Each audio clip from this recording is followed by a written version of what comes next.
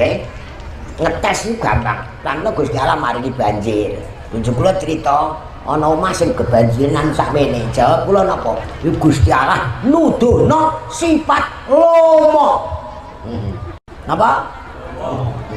Anten sing kebanjiran. Bantah tanteni. Kula ten Lamongan mau ngaji dhuwur ratane. Sing mandek niku banjir.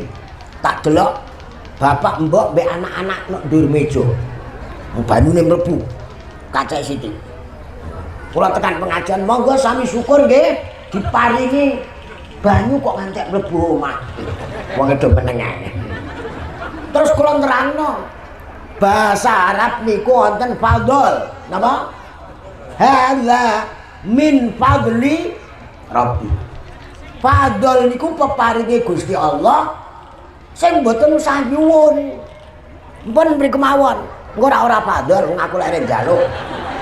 Kula gen nerangno fadhol pun niku diombe bojo kula sama saja. Iki nek ngombe ku nek ana mau dipindah rene lho. Alah. Iki Mbak Kasran bahasa sepuh ya. Lho kok ngombe kono mbok go rene. Dana cumpon iki. Bawa, nek bolo dhewe niku penak nggih. Nggih, ngene iki malaikat ya do ndelok ngaji kok gambake ngono. Ndang sing ngaji sarep bapak.